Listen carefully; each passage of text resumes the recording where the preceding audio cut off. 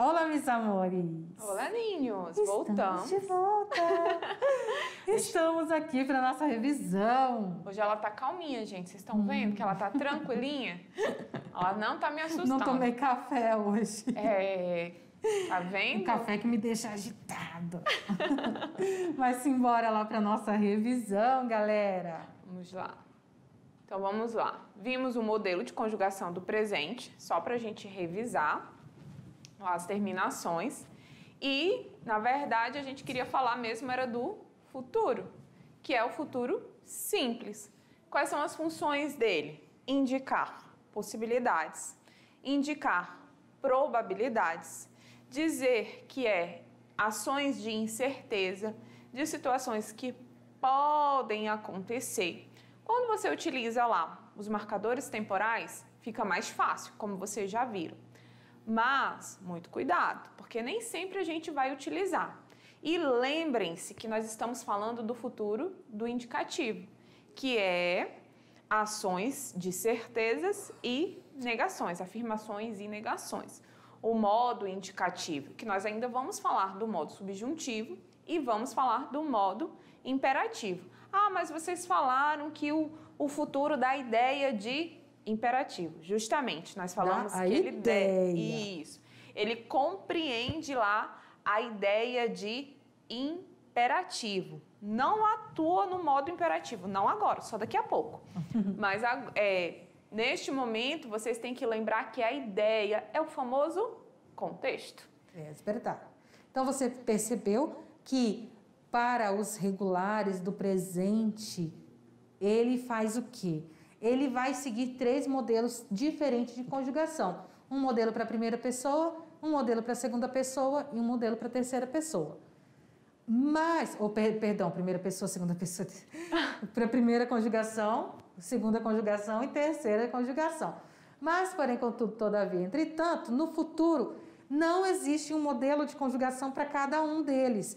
Existe apenas um modelo para todos eles, que são as seguintes desinências ou terminações: e, as, a, emos, eis, an. Então, você pode perceber que com o AR, ele utilizou essas terminações e as mesmas para o ER e o IR em todas as pessoas do verbo. Certo? Isso vai facilitar bastante na hora que você estiver estudando.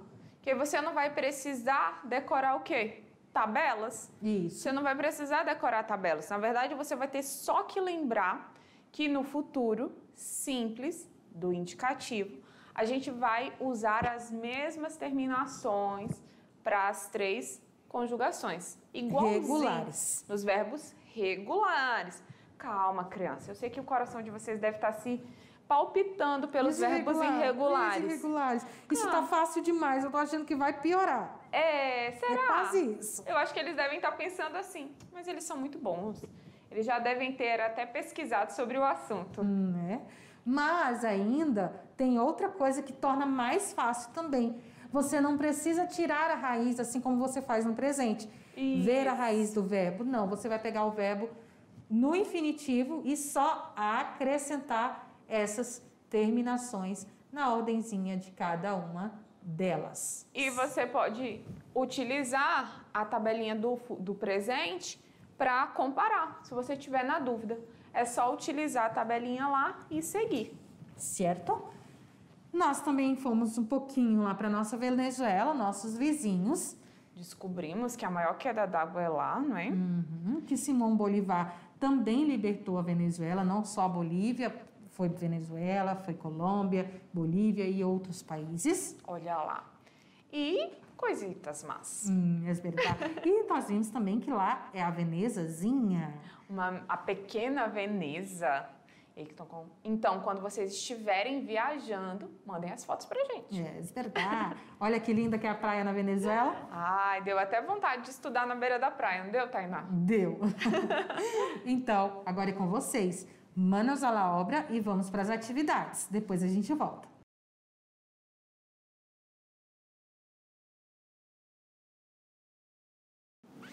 E aí, meu povo? Volvemos! Estamos de volta, lindas, belas, loira E morena. E aí, galera, como é que foi? Foi bem fácil, né? Não tinha muito assunto. Vocês só tinham o futuro simples. Então, todas as atividades foi acerca do futuro simples. E a aula mais fácil que eu acho que eles já tiveram foi essa. É verdade. Não tem nem como errar. Não. Olha, eu não tinha falado meu não hoje. Verdade. Já tinha uns dias que ela não falava esse não. Vamos olhar, então, para a primeira questão. Todos os verbos sublinhados, estão ali demarcados, né? Estão corretamente explicados à direita, exceto... Então, nós temos aqui o verbo ará, Tainá. Vamos olhar, pegar o marcador, a caneta. Nós temos o verbo ará, nós temos o verbo avançado, nós temos o verbo disse, nós temos o verbo déjeme. Hemos avançado. Então, cada um deles tem uma explicação. Esse ará, ação futura. Certinho. Lei, lo único que hará. O hemos avançado, ação passada recente. Não hemos avançado demasiado. Não precisa nem sofrer, é só lembrar do pretérito composto. Olha lá o verbo haver e o verbo principal. Lembrem-se que Terminado a partir... em ado. Isso. Lembrem-se que a partir de agora, junta tudo, gente. Não tem para onde correr. A gente vai juntar todos os verbos de uma forma ou de outra, todos os tempos verbais. A lei disse que ação passada é acabada. Esse disse. A lei disse que. Ela disse lá no passado? Em que momento ela disse? Não fica uma possibilidade, será? Déjeme ilustrar-lhes el ponto. Uma permissão. Uma possibilidade real, né? Uma probabilidade aí. Então, a gente pode ver que aqui está correto e na D está correto. Porém, na alternativa C está incorreto, porque disse não está falando de algo que passou e acabou. Está falando de algo que passou, mas continua acontecendo. Isso mesmo. Certo? Viu? Vamos lá, dois. Viu como a gente junta tudo agora? O verbo... Desculpa. O verbo ser, em sua forma serás, está conjugado em presente do indicativo, presente do subjuntivo, futuro do indicativo, condicional simples ou pretérito perfeito do indicativo. Ih, Tainá, será que eles sabem? Eu acho que eles disseram, se essa aula foi de futuro, então a minha resposta vai ser futuro. E aí, se você pensou isso, você acertou, galera. Tava muito simples, né? Não tinha pra onde correr. Muito fácil. Tenho certeza que essa aula foi a mais fácil. Acho que eles devem estar... Será, serás, futuro, vai ser ainda. Não está sendo, não é uma condição e não foi algo que passou. É algo que está... que será. Apesar de ser um verbo irregular, o verbo ser, como eles já viram, né? Nas aulas anteriores. Mas olha lá a terminação. Eles podem se atentar sempre à terminação, que vai ficar bem facinho de conjugar e entender. Se ao início da frase solo vives para el trabajo, acrescentarmos nosotras, a forma verbal correta seria... Se a gente acrescentar a forma verbal, ou se nós acrescentarmos o nós outras para a frase solo vives para el trabajo, como é que vai ficar o meu verbo? E aí? Solo vivemos para el trabajo? Lembra do que nós dissemos? Do dizer. som. Desculpa. Lembra quando nós falamos do som? De observar. Então, observem bem. A Tainá faz isso muito bem, na verdade, né? De como que está sendo pronunciado e como que a gente está ouvindo. Lembra das músicas que vocês estão ouvindo aí? Vocês até compartilharam conosco, não foi? Então, quando você ouve, você já consegue pensar se está correto ou se está errado. Olha lá, então vamos fazer assim, vamos colocar o nós outras na frase, né? E acrescentar. Na alternativa A, nós outras bebemos para el trabalho? B, nós outras bebíamos para el trabalho? Nós outras beberemos para el trabalho? Nós outras bebimos para el trabalho? Alternativa E, nós outras beberemos para el trabalho?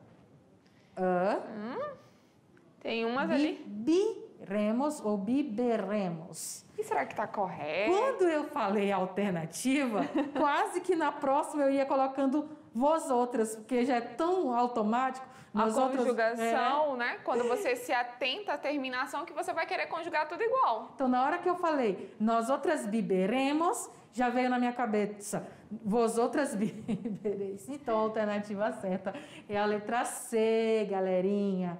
Porque não é na primeira. Eu beberei, tu beberás, ele beberá. Eles. Eles eles bebereis, e beberemos, e beberíeis, e enfim, a minha cabeça já confundiu, foi tudo, mas eu sei. Porque, na verdade, se vocês observarem, o que nós temos aí são as terminações que estão conjugadas de forma errada. É uma pegadinha, gente. E estão conjugadas no tempo verbal errado. Né? Estão conjugadas no passado. A gente está falando aqui do futuro. Então, e elas estão conjugadas no passado. Por isso que está soando, parece que está estranho, que está errado. Está errado porque nós estamos falando de futuro e a ação aí, a presente, é passado. Isso mesmo. Foi isso que confundiu minha cabeça. Tá então, vendo? Vamos lá para a questão número 4. Até a gente fica, às vezes, confusa. É a falta de café. Eu sabia que não tomar café hoje ia afetar o meu psicológico. Vamos lá.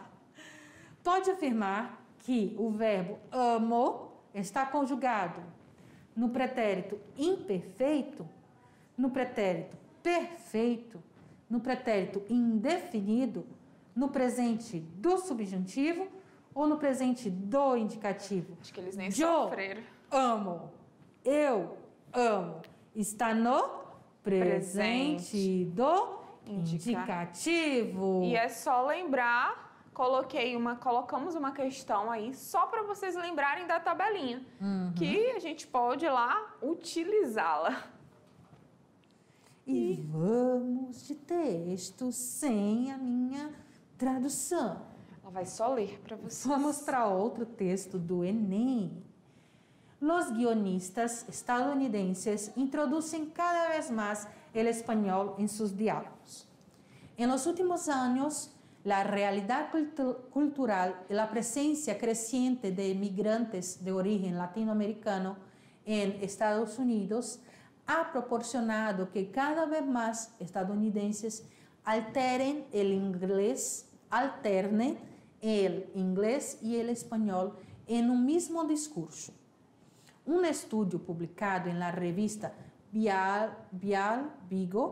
International Journal of Linguistics se centra... É que eu sou professora de espanhol, gente, não sou de inglês, não sei falar inglês, não. Help me... Como é que se diz? Help me, teacher Patricia. Se centra en las estrategias que usan los guionistas de la versión original para incluir el español en un guión o personajes de origen latinoamericano. Los guionistas estadounidenses suelen usar subtítulos en inglés cuando el español que aparece en la serie o película es importante para el argumento. Si esto no ocurre y solo hay interjecciones, aparece sin subtítulos. En aquellas conversaciones que no tienen relevancia, se añade en ocasiones el subtítulo Speak Spanish, habla español. De esta forma, impiden al público conocer qué están diciendo los dos personajes que hablan español, explica la autora del estudio y profesora e investigadora en la Universidad Pablo de Olavide, UPO, de Sevilla. Tudo que nós temos falado nas últimas aulas, né? Uhum. Sobre a influência da língua espanhola. Principalmente para os Estados Unidos. Lá na nossa primeira aula, quando a gente falou da origem da língua, nós comentamos para vocês que os Estados Unidos cada vez mais está acrescentando o espanhol à sua língua também. E aí até falamos naquela aula também sobre Porto Rico, da influência dos latinos próximo, não é? E todos os outros países que falam espanhol, que tem ali, como o Chile, a Colômbia, que ficam próximos. O México. O México. É verdade. Então, a pergunta é... De acordo com o texto, nos filmes norte-americanos, nem todas as falas em espanhol são legendadas em inglês. Esse fato revela... Isso, e antes de a gente ir para as alternativas, vocês podem perceber, acontece muito nos filmes, quando a gente está assistindo, até mesmo ele dublado, quando o personagem fala em espanhol, nem sempre vem a tradução embaixo, né? Porque depois ele vai... O outro ator vai falar alguma coisa que vai explicar. E quando eles não falam nada... ninguém vai ali questionar o que a pessoa falou, aí vem sim a legenda em português quando é dublado. E no caso do inglês, a legenda é em inglês. Então vamos lá para as alternativas. As questões socioculturais aparecendo, de forma bem clara até, não é? Letra A. Assimetria no tratamento do espanhol como elemento de diversidade linguística nos Estados Unidos. B. Escassez de personagens de origem hispânica nas séries e filmes produzidos nos Estados Unidos. C. Desconsideração com o público hispânico que frequenta as salas de cinema norte-americanas. D. Falta de uma formação linguística específica para os roteiristas e tradutores norte-americanos. E. Carência de pesquisas científicas sobre a influência do espanhol na cultura norte-americana. Então vamos analisar de baixo para cima, porque eu sou dessa. Não fiz isso hoje, já estou com saudade de analisar as coisas de baixo para cima. Carência de pesquisas científicas sobre a influência do espanhol na cultura norte-americana. Não. Eles têm muita influência. Então, por ter muita influência, já é da língua deles estar pesquisando, acrescentando o espanhol. Isso. Então, a gente viu também no texto que ele não fala que é uma carência de pesquisa. Justamente. Falta de uma formação linguística específica para os roteiristas e tradutores norte-americanos. Também não. Até porque no texto fala que eles pesquisam, né? Tem até uma pesquisa específica sobre o assunto. Que quando eles quando eles têm um subtítulo em espanhol, eles colocam o subtítulo em espanhol. Justamente. Quando não tem, eles deixam lá que não tem, né? Sem nada, deixam o nome mesmo em inglês. Mas eles sempre procuram fazer isso, colocar também o nome em espanhol. Desconsideração com o público hispânico que frequenta as salas de cinema? Não, pelo contrário. Eu acho que eles estão tendo cuidado, não é? Eles têm muita consideração, sim. Escassez de personagens de origem hispânica nas séries e filmes produzidos? Também não. Galera, vocês podem ver. Todas as séries e todos os filmes dos Estados Unidos, todos os filmes americanos, sempre vai ter um latino. Isso. Né? Tem um personagem. E as séries produzidas aí pelos streaming, acho que é assim que pronuncia, não é? Muitas séries latinas são produzidas por estúdios americanos. É verdade. Então, só nos restou a alternativa A. Assimetria no tratamento do espanhol como elemento da diversidade linguística nos Estados Unidos. Ou seja, um respeito real e absoluto sobre a terceira língua mais falada no mundo, que é a língua espanhola. Então, galera, chegamos ao final da aula 19 e nós nos vemos daqui a pouco na aula 20. Tchau, tchau, galera! Beijos!